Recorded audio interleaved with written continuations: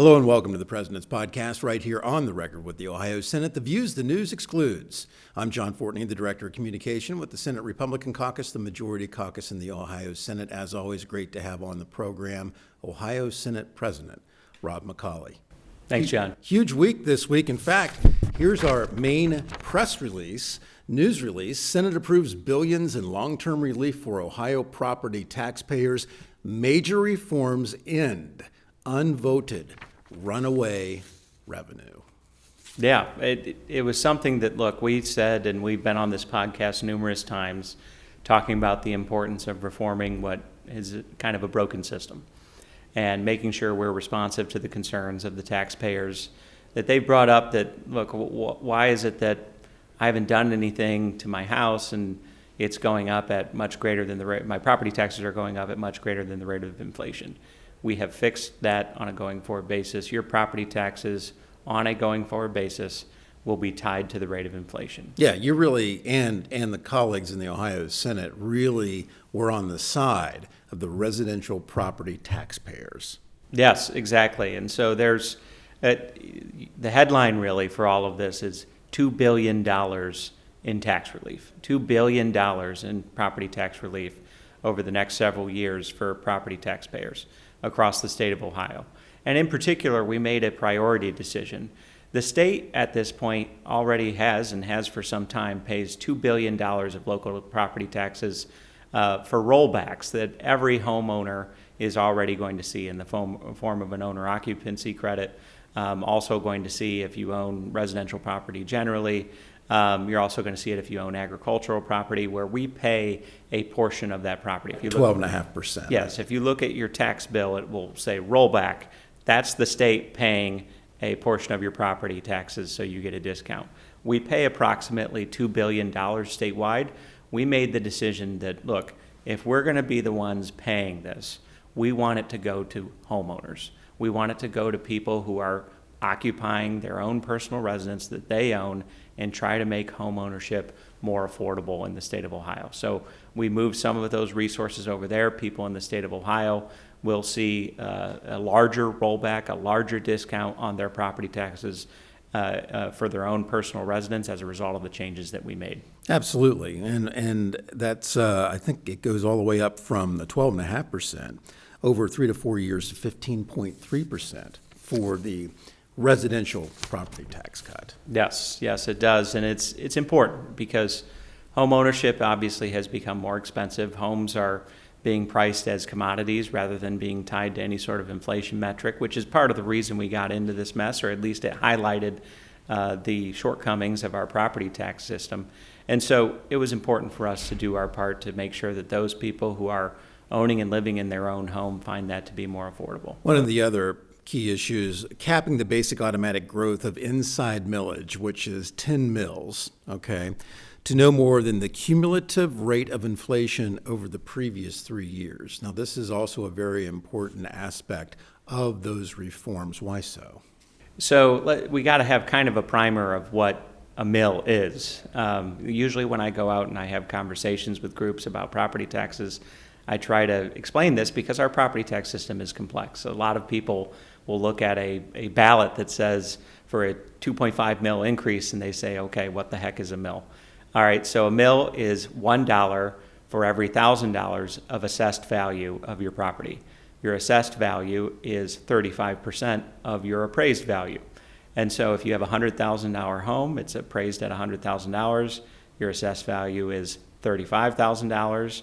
1 mil equals $35.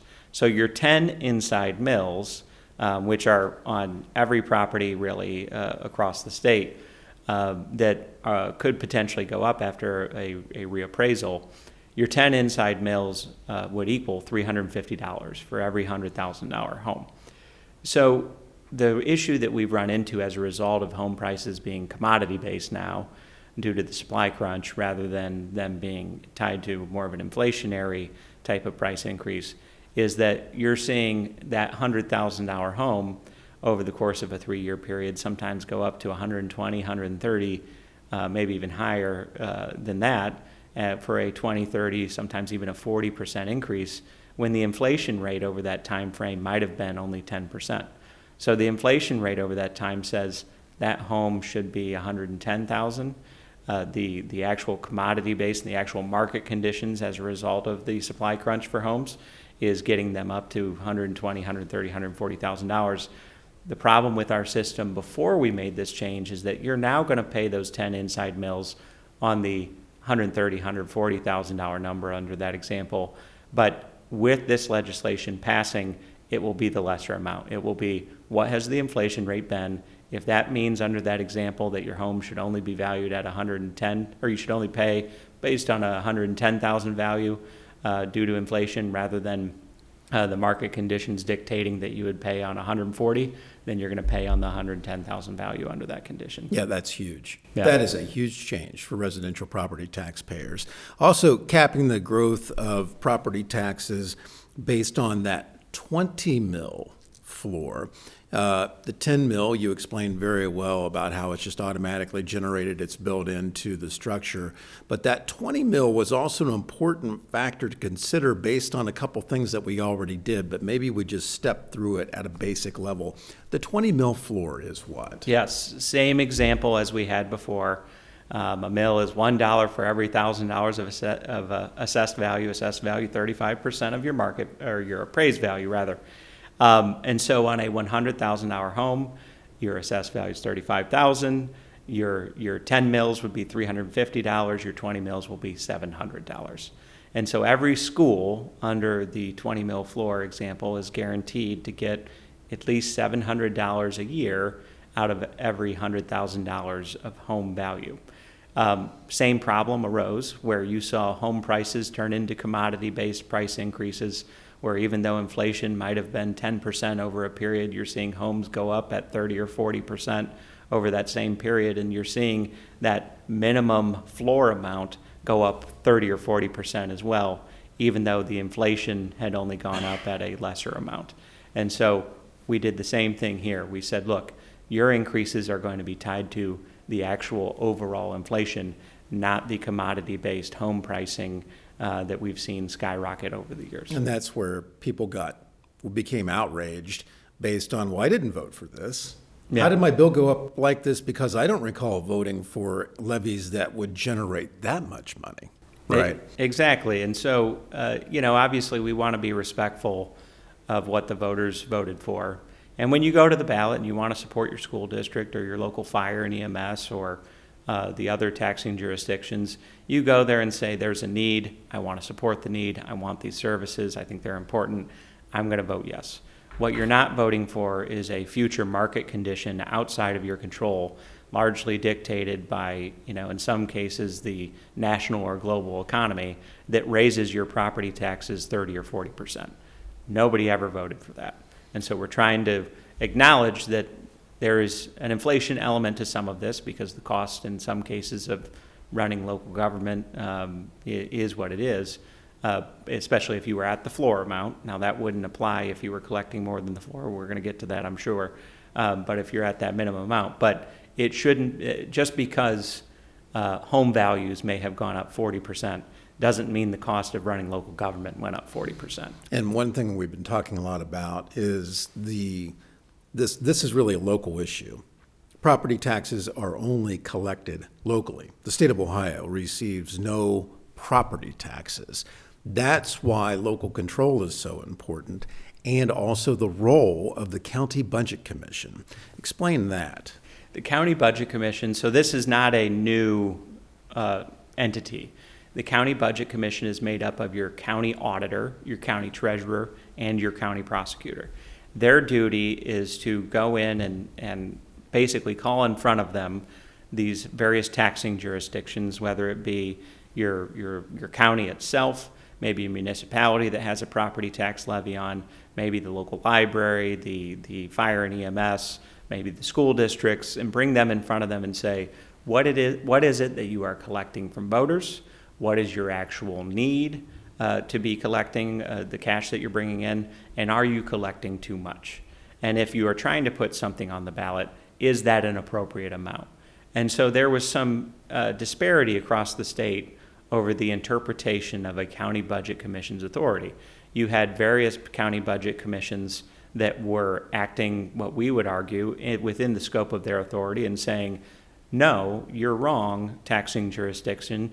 You actually are collecting too much money. We're going to roll back your millage that you're collecting. We're going to roll back the amount of money that you're collecting to make sure you're only collecting what is appropriate. Sometimes this would happen after a revaluation cycle where home values went up. They may have seen an increase in what they were collecting, and so they didn't need as much money as they were getting after that. There were some county budget commissions that were doing that within the law. There were others who claimed that they didn't have the authority to do that. So through this legislation, we added a local check and balance and clarified that there is a strong local oversight role to be played by these county budget commissions, which are local elected officials, county by county. I know we had Senator Lang on the podcast a couple weeks ago, and he talked at great length about how proud he was of the County Budget Commission in Butler County rolling back the overall millage. Yeah, and that's another thing. And so in Butler County and in several other counties, we have strengthened their ability, and actually I believe it would be the county commission that would do this. We've strengthened the county commissioner's ability to roll back their own millage voluntarily, to basically say, we are collecting this much money, primarily from the inside millage. We are collecting this much money, and so we don't necessarily need it. We're going to voluntarily lower the amount of taxes that we're collecting. We're going to give that discount back to the taxpayers and make sure that we're not being overpaid for the amount of services that we're providing. Well, not only, I would argue, is that good for the taxpayers, but I think it's also good for the local economy. The more money you put back in those homes and those families, the more discretionary income they have. Yep, exactly. One of the big things also that happened a little bit earlier this year was the veto override that basically, moving forward, banned the ability for school systems to place new emergency, and replacement levies on the ballot. Why was that important? And then there is sort of a phase 2 of that as well that we passed, that the Senate passed, that basically says the existing ones now can be renewed, but as a fixed sum levy. Yes, so as a fixed sum levy, but also counting against the 20 mil floor right now.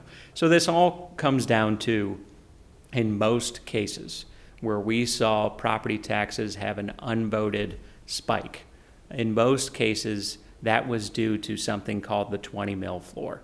The 20 mil floor, again, a mil is $1,000 or $1 for every $1,000 of assessed value. Your assessed value is 35% of your appraised value. $100,000 home means your assessed value is $35,000. Your mill, every mill is worth $35. So the 20 mil floor, again, school districts, every single one of them receives a 20 mil floor guarantee, meaning if you will collect no less than 20 mils. So on a $100,000 home, with every mill being worth $35, you will collect at least $700. And so what we saw, though, is that if the way the law was originally set up is if let's say on that $100,000 home, that school district was actually, through additional voted levies and everything, collecting $900, then in that case, if that home got revalued and 20 mils then went from $700 to $850, that school district was only supposed to collect $900 and will continue to collect $900 until that floor amount caught up with it. So there would be no increase in the amount of money that school would be collecting under the levies. However, after some changes that were made over decades, the emergency levies became problematic because it was allowing that same school to say, we were collecting $700 on this $100,000 home, and we were collecting $200 on top of that in additional voted millage. Well, the $700, the 20 mils got revalued, and the home value went up, and 20 mils is now worth $800, and the emergency levy allowed them to collect the full $200 on top of that $800. And you saw large unvoted tax increases across the state of Ohio as a result of this, when if the system worked the way it was originally intended to, you would have seen much smaller tax increases because they would not have hit the amount they were already collecting, and so the outside millage would have been reduced to equalize what they were collecting. So much easier to understand and simplified when you tell the voters, this levy, if you vote for it, will raise X amount of dollars, period.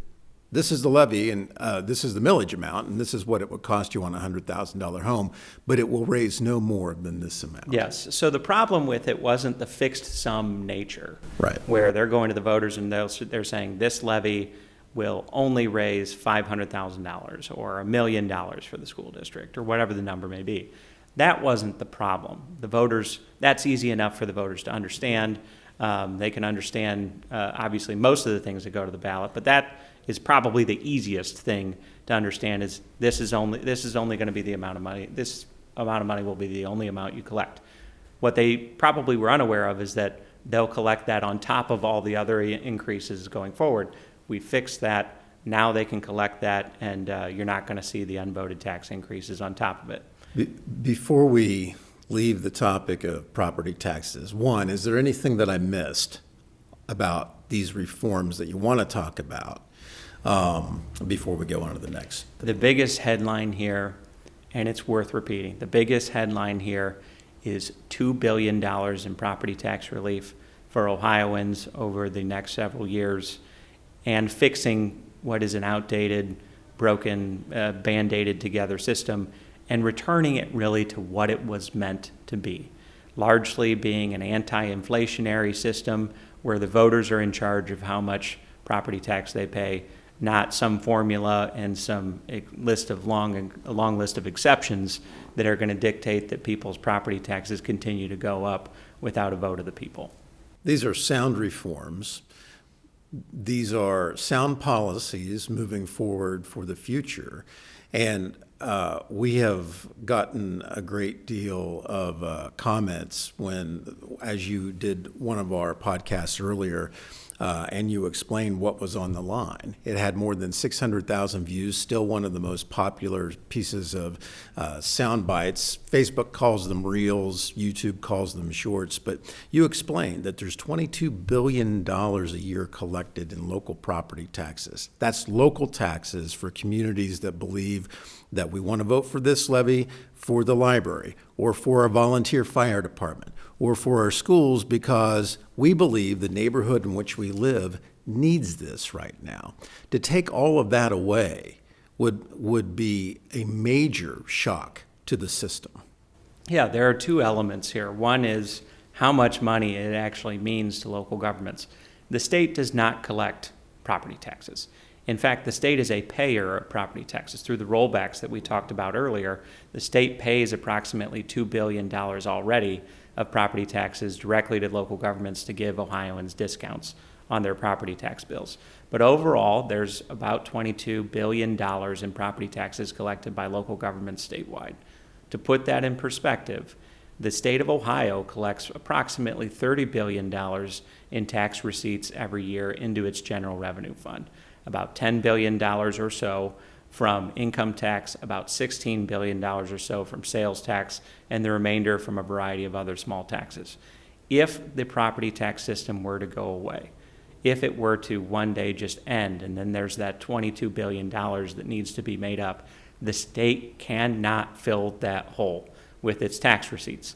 I've seen some people out there saying, oh, well, the state's budget is much larger than that. They can fill it with their other funds. No, most of those other funds are federal funds tied to federal programs that pass through the state of Ohio. We cannot use federal Medicaid funds to pay for local government property taxes. We are not allowed to do it, and we can't do it. We would have to use the general revenue fund dollars, that $30 billion pot, to pay for it. And if there's a $22 billion hole on top of what we already have to pay for at the state with the $30 billion that we're raising, we simply cannot raise that money through other forms of taxation without having a devastating economic impact to be able to plug that hole that would be created. With that being said, we completely understand that the system is broke, it needs to be fixed, and the bills that we passed this week go a long way in fixing it, not just in the short term, but in the long term. That's a great point, because the one knock has been, well, yeah, Ohio is a low tax state when it comes to statewide taxes. Look at what the General Assembly has done in finally getting down to a single flat tax bracket that starts in July of 26. It may be in the next General Assembly, which are 2-year runs, it'll be a no state income tax state. And the dichotomy on the other side has been, well, but the local taxes are kind of high. What the General Assembly did this week, would you agree, addresses that issue? It does, and it does it in a way that understands that, we're not just ripping money out of the coffers of local governments. This is something that is forward-looking, telling them so they can plan for it on a going forward basis. These windfalls that are being received from revaluations that happen across the state for property that result in property taxes going up 30 or 40% and that being spread among the local governments, those days are over. They're going to have to live into an environment where these increases are going to be tied to inflation, just like everybody else's budget is, who's paying those taxes, and they're going to have to live in that new reality. And I think most of the local governments and even the school districts who've had a chance to look at that and think through it realize that's not an unreasonable change to be making, to tie it to inflation, to make sure that as the economy changes and people's own personal financial situations change, and the taxes should only change as much as that happens. And so we shouldn't be making it where we get these unexpected, unvoted, unanticipated spikes in taxes that result in windfalls to many of the taxing jurisdictions that receive property taxes. I want to end the podcast on a really special note. During the session this week, it's something that you're not going to see every day, or maybe just once in a lifetime, if you're lucky. And that is that the Ohio Senate was able to honor and have the veterans that are members of the Ohio Senate step up to the front of the podium and salute a 100-year-old World War II veteran who was wounded at the Battle of the Bulge. That was a special moment. It was, and it was moving for everybody. I think anybody probably who is, 30 and older probably knows somebody at some point in their life who served in World War II. Unfortunately, there are fewer and fewer of them every day. But we had the opportunity to meet Mr. Erzman, who came in with his family, his loving family, who was so excited for him to be here. And several of us had the opportunity to talk to him about his service, about his life, about what he's done since then, about his experience in the war, fighting in the Battle of the Bulge, being shot and wounded in the Battle of the Bulge, ending up having to wait, lying in a ditch after being shot, being airlifted out of there, and receiving a variety of military awards afterwards for his heroism and bravery. He is part of the greatest generation for a reason. His generation not only saved our country, but they saved our world in many respects when you look at it. They made immeasurable sacrifices, many of them being drafted, but a huge number of them volunteering because they realized what was truly at stake, going overseas, risking their lives in order to make sure that we still had the world to live in that we have right now. And then they came back and just decided to go on and live their lives and just make their local communities and the state of Ohio better. He is not only an American hero, but he's one of Ohio's finest citizens, and we're glad that we got to celebrate his 100th birthday with him. Read our story this week on that on OTR, On the Record, The Views of the News Excludes, and also watch the moving video from the session in the Ohio Senate of the tribute to Mr. Erzman. Ohio Senate President Rob McColley, thanks for your perspective, time, insight as always. We wish you a happy Thanksgiving, and we will see you soon. Thanks, John. Thanks for tuning in, and we'll see you soon.